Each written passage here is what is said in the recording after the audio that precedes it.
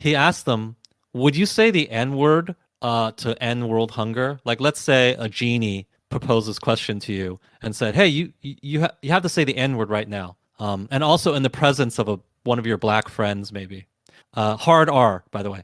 But after that, I will end world hunger." Sounds like a pretty good deal, right? You only have to say it once or a couple times or during that sitting. You don't have to say it for the rest of your life or anything like that. But here's the truly. I've often seen people on the street who are stupid, like they can't name three countries or they don't know who was president in 1996, and just stuff like that that truly frightened me as far as stupidity is concerned. But this reached a whole new level of shock. About half the people refused to do it. They said that it's not their place to like. It's all white people. They said it's not their place to say that, and it's just such a hurtful word, and it's just wrong. So they could never do something that's wrong and hurtful. Because why? Because they have been programmed by the leftist cult that there's nothing worse than being racist, right? There's nothing worse than being racist. And they have taken it to heart so much that when posed with this hypothetical, with an obvious, morally correct answer, okay, they refuse to give the right answer because the programming is that strong. And that frightened me so much. It was almost like Star Trek Next Generations when Picard had to say there was five lights, right? And then he Yeah. just kept on trying to break him until he said the four. It's actually four lights, but they wanted to say there were five. The half of people who said they wouldn't say the N word to end world hunger, they have been broken. Saying the N word is worse than allowing world hunger to persist, even though millions of people die from that every year. Many more live in suffering. That just shows you they've been broken to believe this truism, this inflexible truism that racism is the worst possible thing. There's actually, I think, two slightly separate components to this, right? There's the brainwashing into thinking that basically racism is bad. But then there's the other, that by itself wouldn't be enough if you didn't give a shit about what other people thought about you. So the other component to this is people really caring what other people think about them, right? Like there's this, for Yeah, example, I guess that is a component, right? one of these top voted comments is says, just to get it straight, people would rather have others think they are a quote good person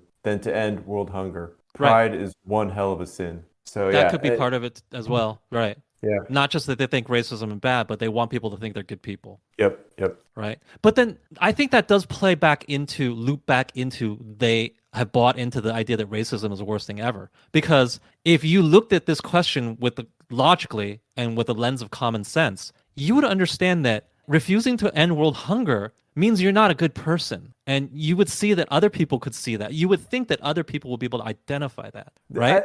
And That even could if you, show, yeah, that could show that the left hasn't been focused on world hunger as much. You know, well, they haven't.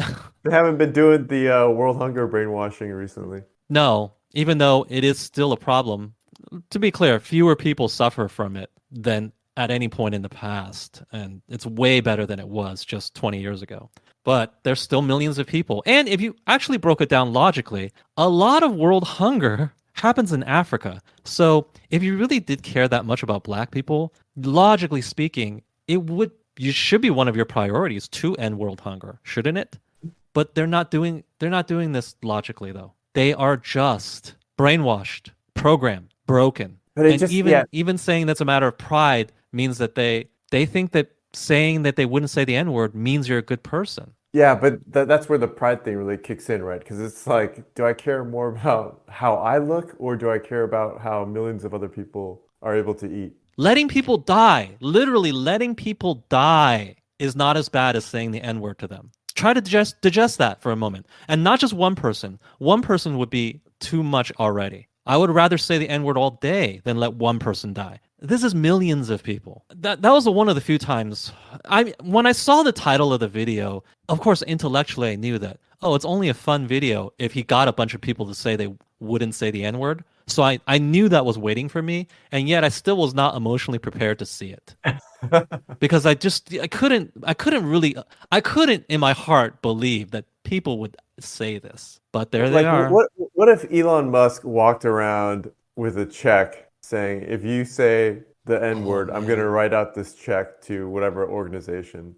Just That's a make great example because that makes it just real. exactly just to make it Yeah. real. As far as useful information to take away from this, I would say if you encounter one of these people, and there's a lot of them out there, you all, the woke people, we've all run into them, right? If you're talking to them, or God forbid, you're in an argument with one of them, just know that they are brainwashed. They're telling you there's five lights. There's nothing to be gained from arguing with them, really. It's just going to devolve, and they're going to get defensive and angry, and just know that It's you true. I cannot mean, have a yeah, real discussion with them. that's a good point because I mean, this highlights just Yeah. how lost they are. Don't think that you're going to come up with a logical hypothetical that is compelling and convincing and is going to prove. No, it's not going to convince them. So Yeah, yeah. don't even engage.